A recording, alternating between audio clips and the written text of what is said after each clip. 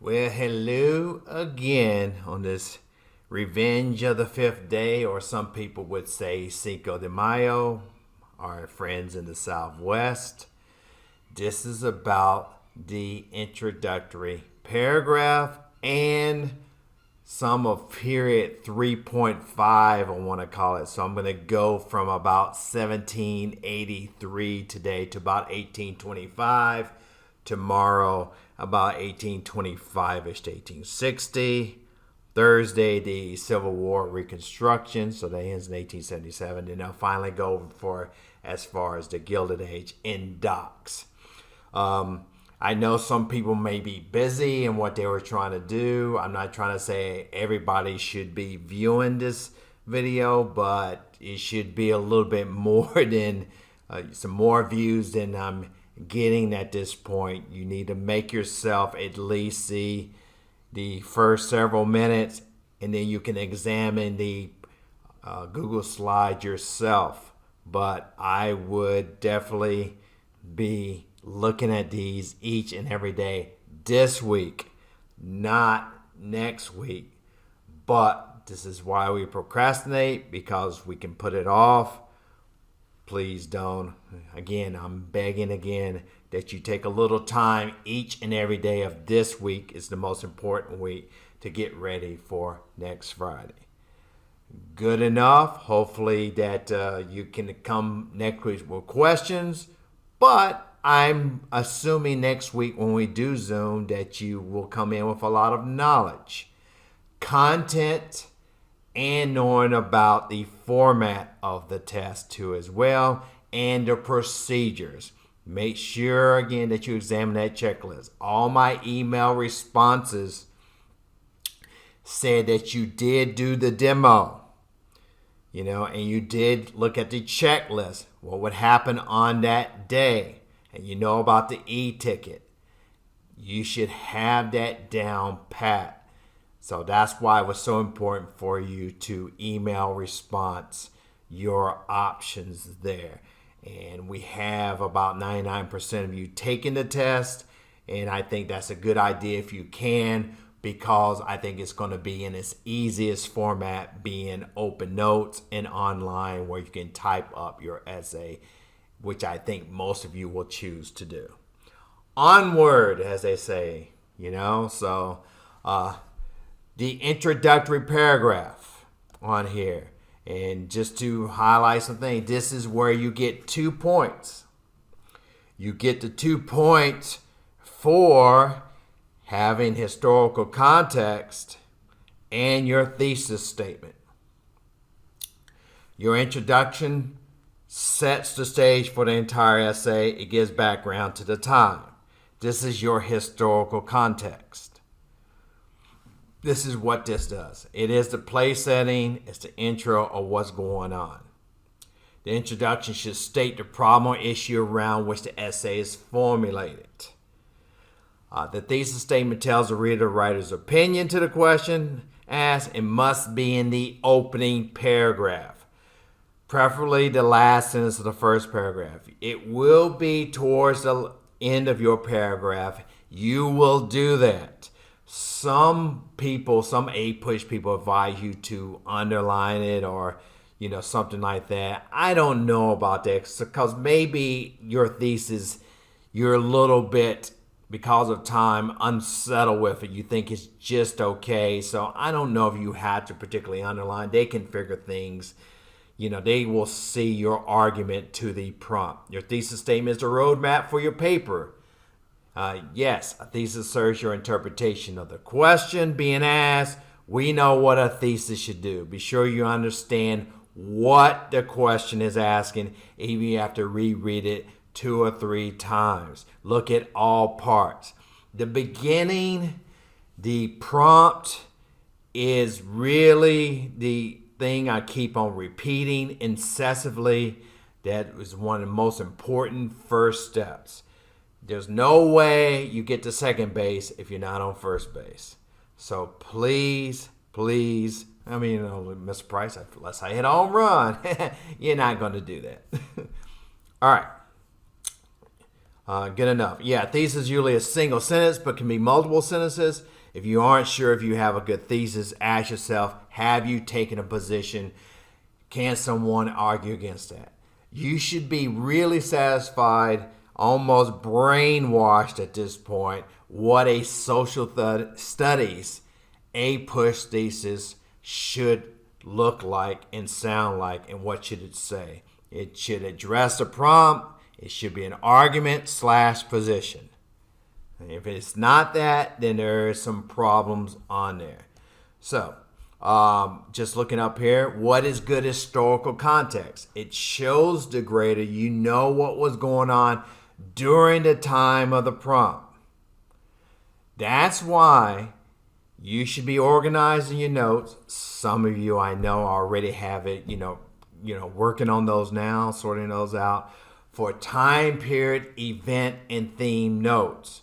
It should say something like, you might have a note heading that says 1753 to 1783. It might have a note heading for today, just maybe with the title, The Critical Period. And you can just put that as next in order as far as 1783 to like 1789 or when Washington comes in as president, or the Federalist era that is underneath that.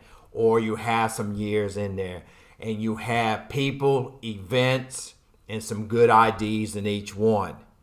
That's what you should be doing. So when you get the essay prompt, you kind of close the tabs that you just not needed, or just maybe switch the order or whatever note papers that you have, and you have a resource for you to just kind of remind you what you already know, and you can bring up some specific factual information. Number 2, it does not have to go in a ton of detail. It does not have to be long, your introduction, but a few specific people, events, and social, political, economic themes prevailing during this time should be mentioned. I should highlight this. So let me get down here as I show you guys here. Don't go beyond the time period. And then after World War II, there was 2 superpowers, between the U.S. and USSR. No, if it's really, you're not going to have a World War II, essay, but just give you an example. But it's talking about some of the main causes of World War II, U.S. involvement in World War II. You don't start your historical context there. That's more somewhat your conclusion. You want to talk about what was happening about 10 to 20 years before in there. You can go a little bit even before then if it's really talking about maybe the American colonies, what was the economic relationship in the 17th century as opposed to the 18th century, and then what is happening as the French and Indian War concludes with their Treaty of Paris in 1763. That's what you do for your historical context. 2 points, you're already almost halfway there passing. And everything else should be somewhat gravy, because you're integrating the documents in your essay, and you should pick up another 3 points in there at least. Most of you will pick up another probably 4 to 5 points during that time. All right, cool. Always, did I mention, always connect to your thesis. By the way, connect to your thesis. Your whole essay, the nucleus of your essay is your thesis argument/position. That is the nucleus. If it's not relating to your thesis, then you, again, think about those sentences that you're making in it should always relate to your thesis. Even in that unicorn point, what we're going to do on Thursday, as far as complex understanding, it should kind of corroborate, kind of show a whole kind of higher thinking level there of that, how your thesis kind of encompasses more major themes, throughout U.S. history, but it should connect to your thesis. Very good. Very good. All right. Now, Coming up is a sample intro, and it goes along with our theme today of the period I'm covering from 1783 to 1825, kind of the end of the era of good feelings. Notice how I know my time periods just kind of by heart. And I know you're Mr. Price, you majored in U.S. history. You teach U.S. history every year. Of course you know. Well, for this test, this is what you should be preparing for too as well. It should come a little bit, very quick to you about recognizing these time periods. Think about this, guys. You're really only going from 1753 to the most basically here to maybe like the 1920s in a way, if that you should know. I did this introductory paragraph this morning.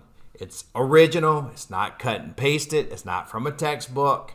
It may need some corrections. It may not be grammatically always just pristine and perfect. But I think it's pretty darn good, and I would get my 2 points without a doubt. Sample intro. The kind of prompt is evaluate the need for a call for a constitutional convention. How about I just didn't get the prompt right? All right, for a constitutional convention in 1787. Maybe people can say maybe even in Philadelphia if that was a prompt. Okay, here we go. Notice a couple of things as I'm reading it. This specific, mentions of regions, facts, just the word usage in there. It's not very general. It's not very nebulous in a way. And I already see that what is the need for this convention in 1787. Me knowing knowledge, I'm already thinking about how the country was poor, in debt, and it had an ineffective national government. So, and I did this morning, so just, before, as I'm this video, and it's easier for me because I majored in history and I know what the expectations does not have to be as good as this, but it's a good example. After the Treaty of Paris was signed in 1783, the newly formed United States immediately faced multiple challenges, both foreign and domestic. Although the treaty stipulated that Britain leave the forts in the Midwest and Great Lakes region of the United States territory, foreshadowing what was Washington challenging really in the 1790s, and they had to negotiate Jay's Treaty. I'm just mentioning here ad libitum. This was hard to enforce and verify by national government under the article. I'm about to put, just because I can do this right here, by the national government. I can kind of, under the article. You see that I did it this morning. So, domestically, the U.S. financial system was broke and virtually non-existent. You don't have a bank, as we know here. We don't really have a financial plan. The legislative body during this time could pass taxes, but could not effectively enforce the collection of taxes across 13 states. In addition, states were using their own currency, setting their own import tariffs from other states. You had a lot of things here between other states that was unregulated, making claims on unorganized territory. Virginia that was making a claim on the Northwest territory. That's right, Virginia, all the way extending their line versus New York. So how is that going to be settled? Then in 1786, a rebellion in Massachusetts, lasted 1787, was started over the dispute of collecting taxes on farmers. And you're thinking to yourself, oh, Mr. Price, that's Shays' Rebellion. So I didn't have to say it explicitly, but you notice that they're specific enough for the greater. All these challenges made clear to some representatives in the states that the articles were becoming ineffective in governing on a national level. All this is review for you. All I'm doing this week, while we're going over examples, while we're reading, is reviewing for the test too as well. So I can't do enough for you to help you study and get prepared here. I think it's, we're doing an adequate job. If you go through these videos, you go through the Google slide presentation, it just will help you study in content as well. Even though the government under the Articles of Confederation has successfully guided the colonies, here's my kind of counter right now. Notice I didn't say while Although you can do it in different ways, but you can use that language for your counterpoint form of thesis. Had successfully guided colonies during the American Revolutionary War and organized territory in the northwest of the country. The Land Ordinance and the Northwest Ordinance of 1785, 1786. Delegates planned on meeting in Philadelphia in 1780 to revise the articles to correct some of these weaknesses. There you go. Kind of set up my thesis. It's actually kind of part of my thesis before in red. The national government before the convention convened. Before this convention, the national government before this convention convened was weak with little enforcement power over the states. It could not sustain itself. I'll put like the national government. I'm just going to write out the national government could not sustain itself without proper means of financing, and was not, and I'll just put it here, it was not unifying the country at a time of just becoming independent from Great Britain. So I've taken a position that, that this is the reason why they convened, because it was ineffective. Why they convened? Because I'm addressing the prompt, because of all this being ineffective in these three ways. I always try for three things to set me up for 3 paragraphs. You come up with 2, take it easy. Stop stressing, stop looking at that timer that's in the lower left or whatever that's in there while you're taking the test, and just say, hey, I've got 2, but they're really good. I'm going to be including 4 documents at least. I'm fly. I'm cool. All right? That's fine. All right, just again, and I don't mind too. You go to Adam Norris, you go to Joe's Productions, you go Tom Ritchie, seeing their advice for essays and things. What's the best that works for you? I think again, you go My Game Plan, you'll be solid. You go with some other people with good reputations in the APUSH world, you'll be okay. Very good. So please, always thinking about looking at the sample prompts that I sent out in that email that you will be examining, see if you can come up with an okay/rough draft thesis. And continue to look at documents, read them, and look at cartoons that are kind of common, in there, so you can become more familiar. So let's, without further ado here, and this is kind of the heavy hitters, and I'll be going over these as we're going down here, is that, what is there some docs to kind of look out for, the most common ones in a way. And doesn't mean that you'll see one of these if this hasn't been the time period that your essay is on. But I have a good chance, good odds, it will be, The Constitutional Convention. And this is not really the Constitutional Convention, but I'm a little bit stay away from that because that's more U.S. the AP government there, so like that would be doing that. But one thing the APUSH does, they love the Federalist Papers, because you start seeing the divide between people who want a stronger central government, people who want a weaker central government. It's not the forming of the first political parties. You get that later in the 1790s. This is not, again, the Federalists and the Republicans yet, because you see Madison, Hamilton, and Jay, and Madison, who is going to evolve into a more of a Democratic-Republican stance, is advocating, at least at this time, for the ratification of the U.S. Constitution. And Federalist number 10 is quoted very often, and just to paraphrase, you can read for your own. I leave a link. You can study today and read more on your own. That he's just saying, by the very largeness of our government and the amount of different kinds of factions, they're going to have to compromise to really function as a country, a state, or a locality. That's his main argument in Federalist number 10. I love Federalist number 51. It's often quoted.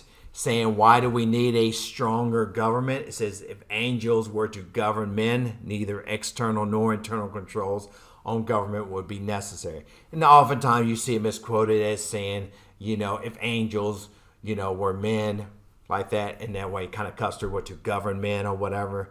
That's saying that if we were pure and nice of heart, we never did do anything that's bad or weren't tempted by, doing something that may be corrupt, then it would not be necessary. We could live that kind of libertarian life in a way.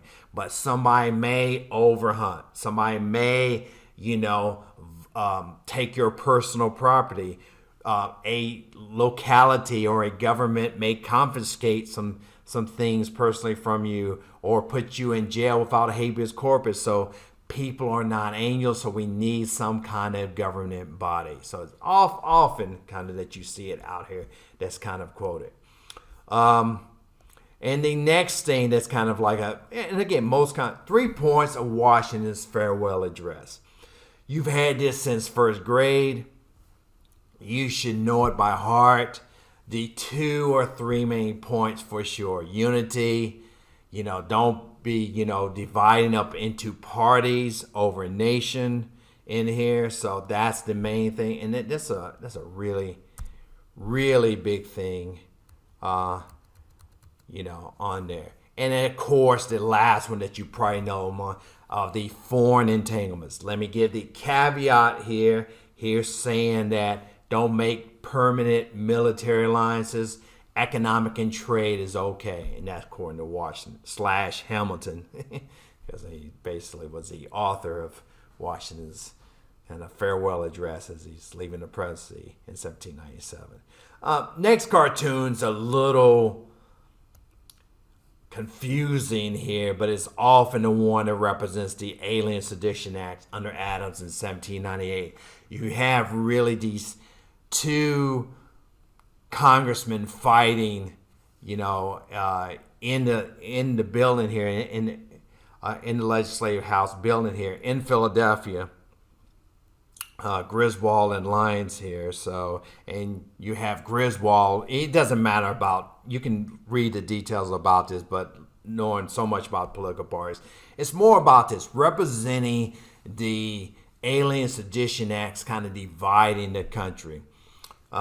Lyons, who's defending himself with these fire tongues here, is really going to be arrested shortly after this under the kind of the auspices or kind of the details of the, or the provisions in the Sedition Act. So that's what it's more about, in there. So if you see that, you think John Adams. You get it? You see this cartoon. Maybe you don't use it because you don't understand it enough or it doesn't integrate into your documents, but sometimes this is a very common cartoon around this time. Next thing is, of course, Marbury v. Madison. Mr. Beat here is a good resource for 2 things. The deal breaker Supreme Court cases you need to know, Scott versus Sanford, Plessy at this time, and it gives you about a 5-minute summary of the court cases in an animated way. You can, if I can press on here, if I see here, it will, you see Marbury, and he gives you and it's pretty short. All right, so, and he tries to be a little bit whimsical, and I think it's a pretty decent site. There's so many resources out here, and I think this one really sums up the cases in a very succinct visual way. So the deal breaker elections, if you want to go to 1800, 1824, I think he does all the elections, but they're about 5 minutes each. The ones that we need to really, pay attention to, 1860, 1896. Please, if that's one of the things you do today, please kind of, bookmark those and know that you can go to Mr. Beat there and see that. The next cartoon, of course, is you've seen from the first grade, the Embargo Act of 1807, and, Jefferson and everything put on there. I know you said, Mr. Price, I understand this cartoon. Well, just make sure you do. This is 2 + 2 = 4. Make sure you know this cartoon. You skipped over like the Griswold Lyons cartoon is kind of muddled. You skipped over a little bit about the Federalist Papers. Understand stuff that just a given, because you never know what you might see in there. You might get a Boss Tweed cartoon and you're going to go, woohoo, So do not feel like, that it's, again, that you study the common stuff. You never know if you do. This was a little bit more obscure in a way, but it's kind of common here, talking about this is a point of view of the Federalist Party, destroying the Constitution. He's sending a letter kind of talking junk about Washington to his neighbor. You got this, I love this God eye kind of judging Jefferson here, Eagle defending the American Constitution. And it really is representative of that kind of the Federalists versus Republicans during the election of 1800 and his presidency as well. All right, good. Hartford Convention, you immediately think, War of 1812, and what some of the, again, the northeastern states were in their opposition. And they were really in opposition to Jefferson because they really hurt by the Embargo Act and really the restrictions on there as far as like that, the Non-Intercourse Act, and finally the settlement of Macon's Bill number 2. But so they really opposed this War of 1812. And if you're Federalist, you're in the Northeast. That's where most of them were from. And you're pro-British. Why are we fighting our friend? Our somewhat kind of uneasy ally, but they're better than the French. And they made these proposals, even that maybe they may even secede from the Union. You can use this for change over time. Several amendments to the convention, requirement for must-approve declaration of war, presidents could only serve one term, abolishment of 3/5 compromise. They're from the North. You get it? So I expect you to kind of, that's something that you should know from the War of 1812 for sure, amongst some other things from the causes, Tecumseh, and James Madison, Mr. Madison's War. This is a cartoon that would be if you got this cartoon. I told you these cartoons from the 19th century and the 18th century can be a little bit ambiguous and really look archaic to us compared to today in 2020. And it's just asking if some of the representatives from the states wants to join King George III. Yes, he's still around like that, and even from the Revolutionary War. That King George is still, and join Britain, and on their side, and kind of like, what are they going to do? So, and again, I links to good sites here. Next thing that you probably would see is, even though this cartoon's from 1831, and we're studying the time period from 1783 to 1825, American system is kind of promoted by Henry Clay as early as 1816 with the BIT, the bank, the internal improvements, and the tariffs. And this is from 1831, but I'm jumping ahead a little bit when this cartoonist is making fun a little bit of Henry Clay's American system that is taking away resources that maybe even Daniel Webster, who's in there saying like, hey, this is a happy land, in a mocking way. And a commoner kind of guy here to the left here is kind of saying like, it's a humbug. It's, this is chaos. This is crazy. His American system opposition in here. You should know that, okay? And you might get some dot. Next one, of course, Missouri Compromise. Or not maybe, of course, but you know this, and this is a great, I love maps. You may get a map as a dot, and you should immediately be thinking Talmadge Amendment that would have just banned, all slavery, like, that would emancipate the slaves in Missouri. So nothing above like the kind of like, that line would be any slavery at all. And the compromise was let Missouri come in as a slave state. Remember, the Northerners and the Southerners, their slavery debate is not more of a human rights debate or kind of like the ideal of that, they want to set people free. They're not abolitionists. It's more of a political debate, who holds political power in Congress. So that is the major thing at this time. That debate of the time on here, I want to clarify. But in Missouri. And the next lines is what Jefferson was thinking about. You see these quotes a lot from Jefferson, usually on the whole test, that He's saying we had the wolf by the ear and we can neither hold him nor safely let him go. What are we going to do about slavery? And that's another thing that should come up during this time period, the change over time, the kind of abolition, manumission of slavery in the late 18th century, but the early 19th century, the Southerners are kind of, just growing sectionalism between the South and North in the dealing of different types of economic systems in more of a, cash crop economy, more of a manufacturing economy for the most part. And all Jefferson is to translate, it's a no-win situation. We have the wolf by the ear. We can neither hold him nor safely let him go.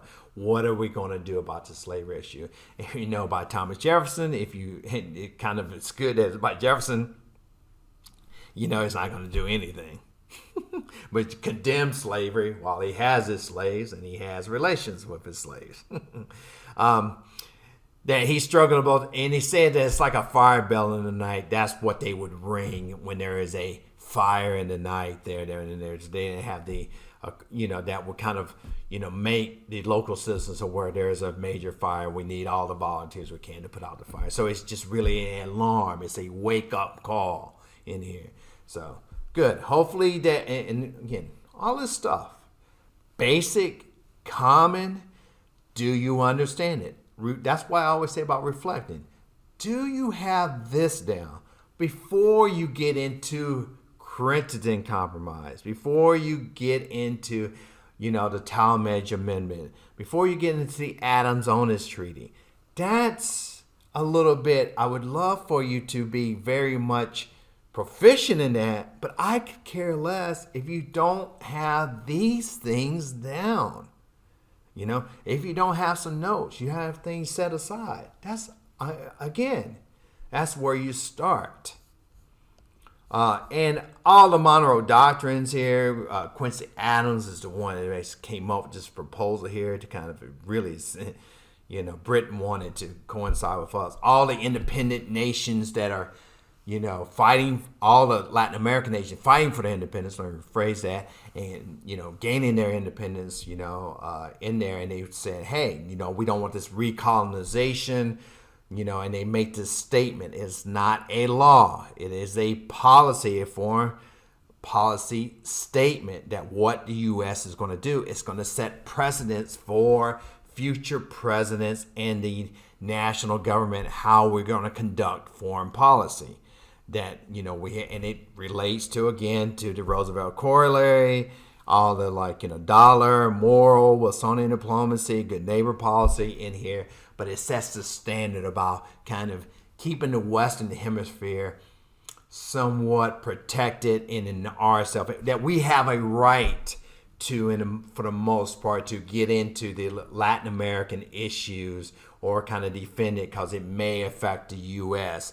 if Europeans are coming over here to recolonize. They say they're not going to mess with colonies, and the main thing, we stay out of European affairs. Basic, I hope everybody says, got it, Mr. Price. It's like one of those things that I wish there was some kind of question related to that. Finally, one of our deal breaker elections, of course, is a corrupt bargain, or as some people, you don't have to worry about favorite sons election between these, four presidential candidates in 1824. Analyze this kind of tape. You see this, you already see 1824. Oh, this is a corrupt bargain. I know that just by looking at the numbers here, that Jackson got the popular vote, electoral votes, but he did not. In order to become president, you need a majority of the electoral votes at the time.